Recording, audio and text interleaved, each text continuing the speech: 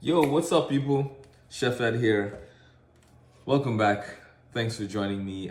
Today we are going to sharpen some knives, and we're gonna just kind of talk about what I've been up to over the past couple months, and catch everybody up to speed, and then take it from there, right?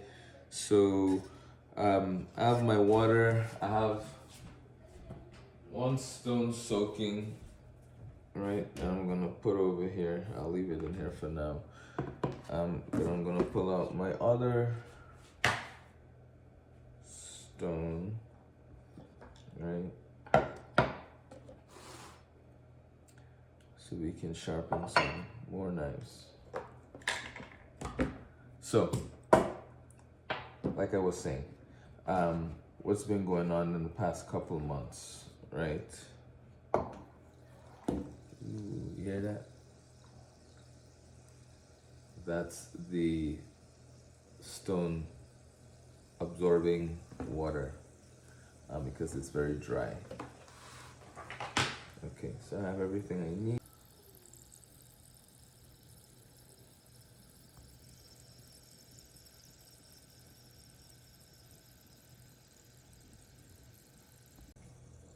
Okay, so this is my stone clamp of sorts.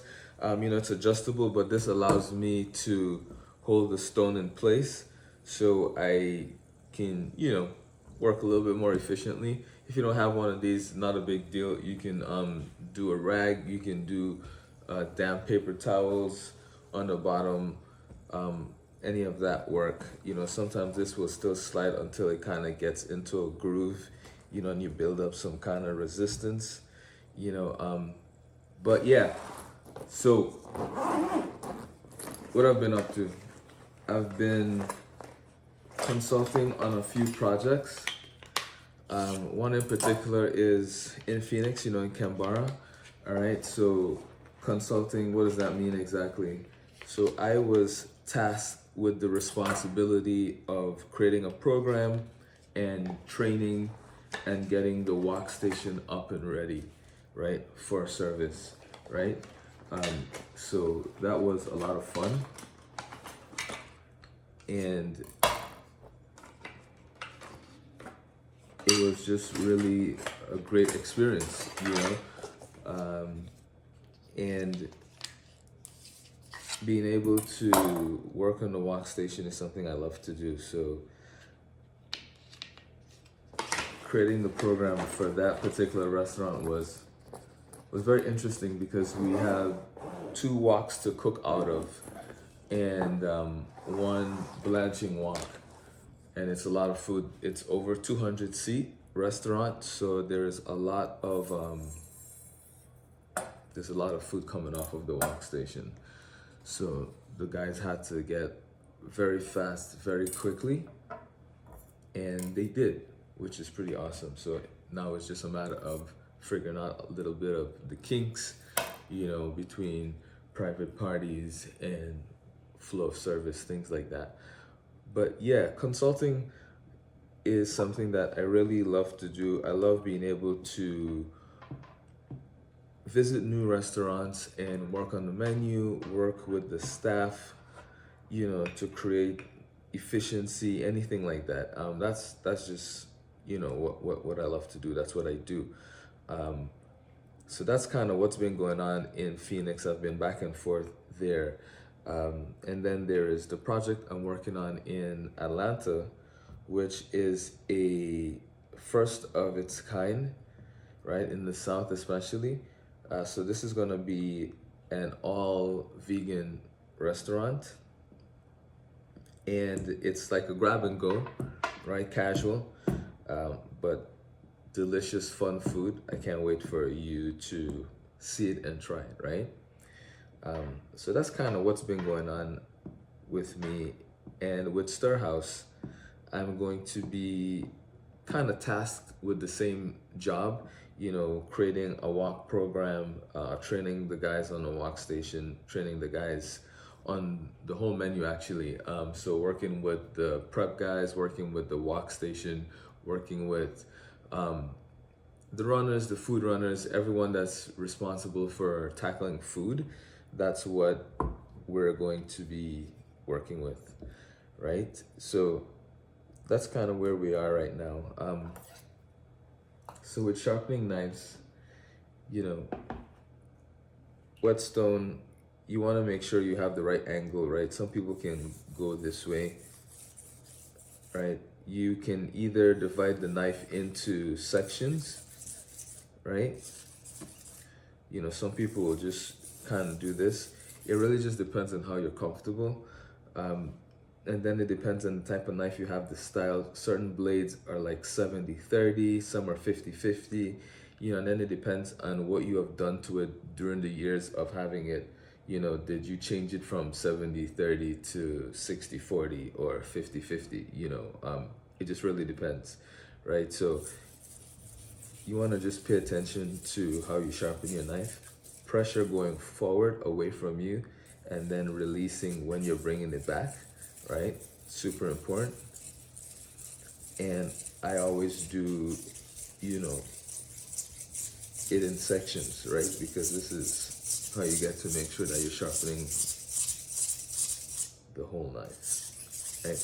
And I'll just count in my head how many times I'm going forward in each direction, so that way I can do the whole knife, and then I'll flip it and I'll do less this way, because you know that's the percentage for this particular knife, right? It's like about 70-30.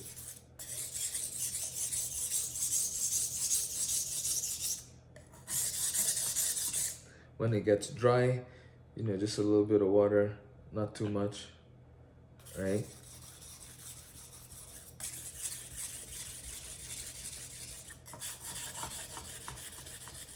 Now,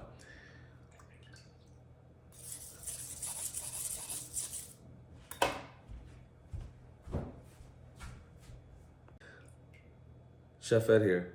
Let's talk about the different types of jobs you can have as a chef, right? Let's go over a few, all right? So of course, there's a chef in a restaurant, right? Executive chef, sous chef, right? Then let's step out of that. Then you have the hotel chefs, right? Then you have catering chefs, you have private chefs, right? Private chef is someone, you know, that just does food for individuals, for companies, maybe for families, right? You have a consulting chef, where a consultant chef is a chef that goes to any kitchen in particular, and does any number of things, where you can be hired to redo a menu, you can be hired to redo recipes, you can be hired to train staff, you can be hired to design a kitchen, to design a restaurant, right? You can be hired to get labor costs under control. You can be hired to create a brand new menu for a new restaurant, come up with the training, the protocols, the systems, all of that. So that's what a consulting chef is, right? And then now you have a chef that's online. Like, what does a digital chef look like, right? And this is super important, because I'm talking to the people that now, you know, you've been a chef for the last 20, 30, 40 years, and you're kind of tired, right? Like, what do you do, right? You can't do the work you've been doing for the past 30 years. Like, it doesn't work the same, right? So these are the different things that you can do as a chef, right? And still be a chef. One, you can sell spices and seasonings, right? You can sell cookbooks, right? You can create cookbooks. You can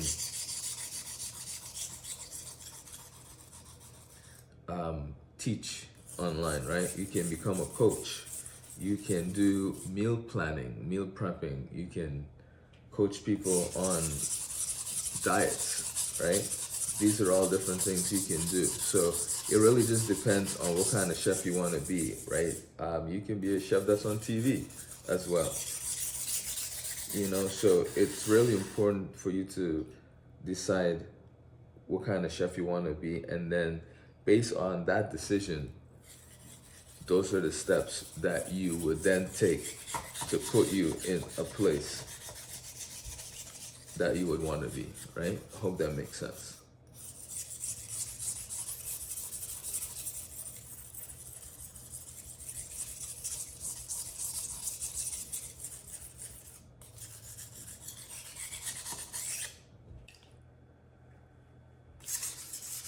One more important thing is the fact that you never know who's watching as well, right? So I say this to anyone that's watching this video that is trying to figure out how to break into a niche, into a market. Just know that if you stay the course, you keep doing what it is that you want to do, you keep putting out content, because you have to be found. And the only way people can find you is by you putting out content. It's about, the only way they can find you is if you're putting out videos, information about yourself, about things that you're doing, how you're doing things, right?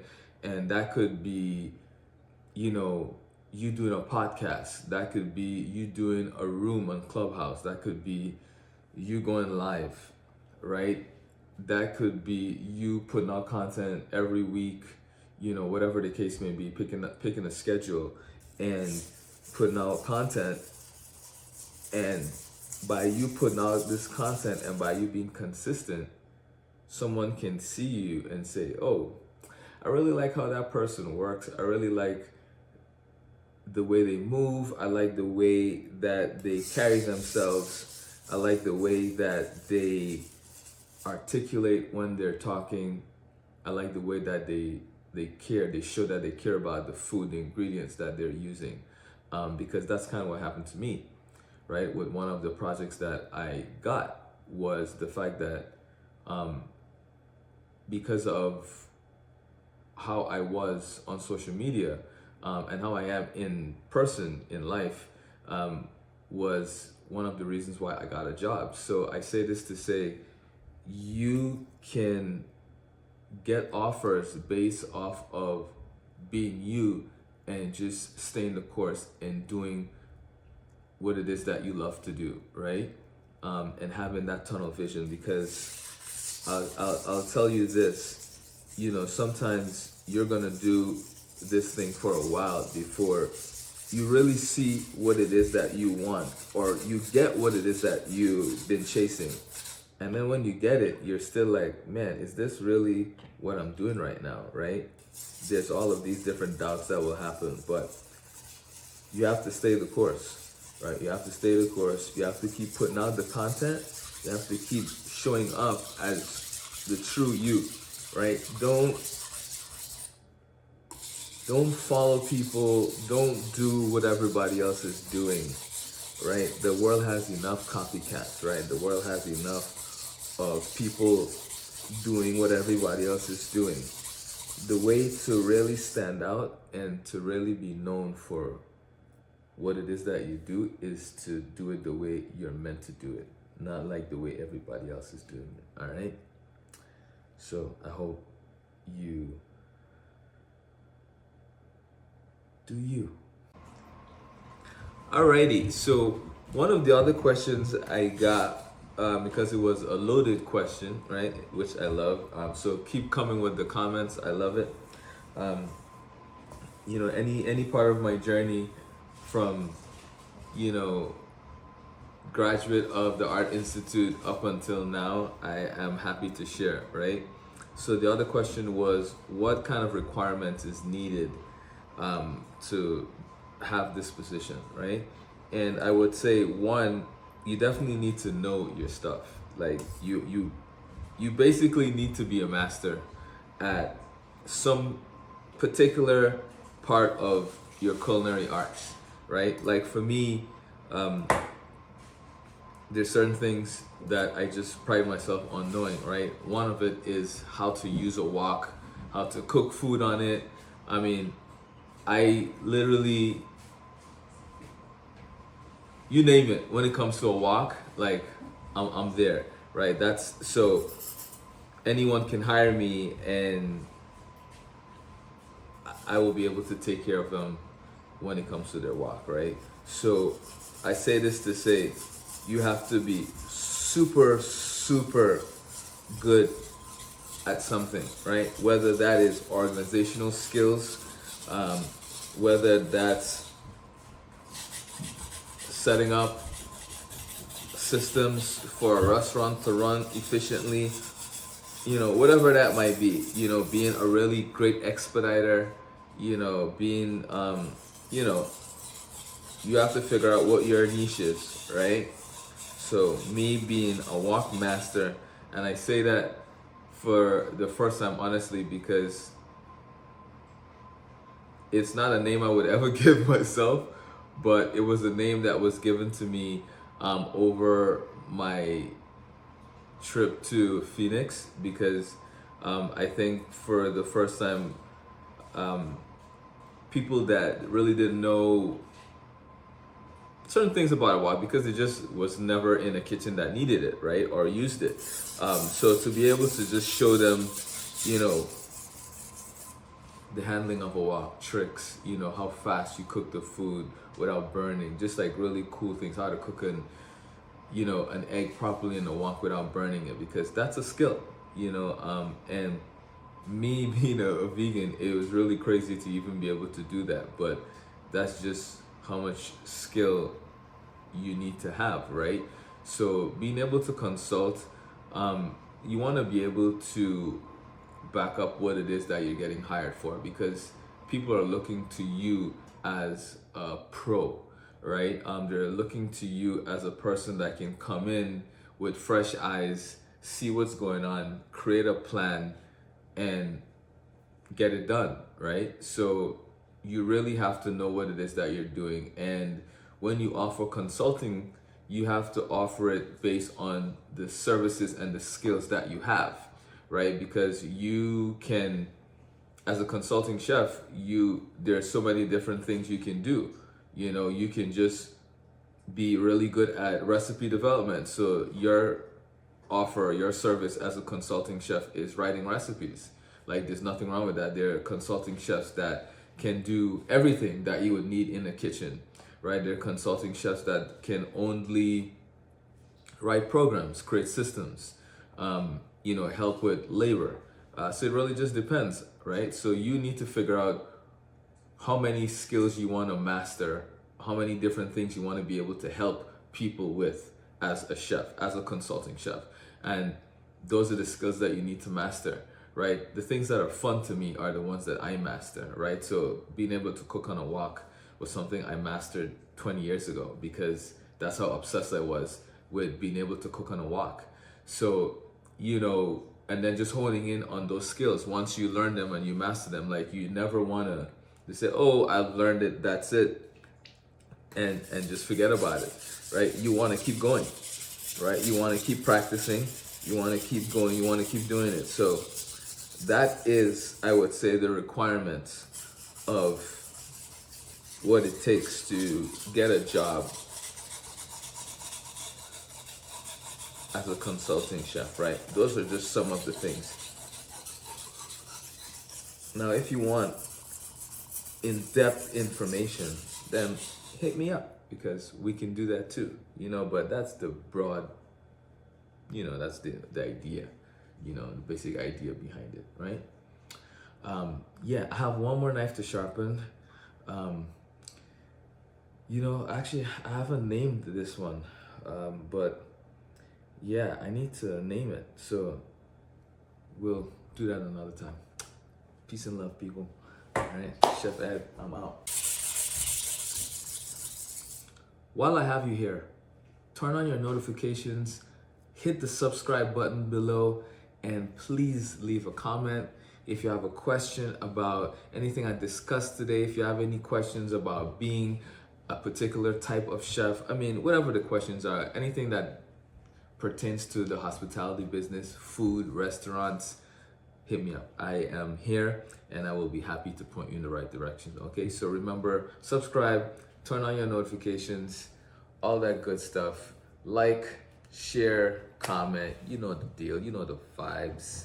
And yeah, keep it 100% plant based, ladies and gentlemen. Right? Yeah. Yeah.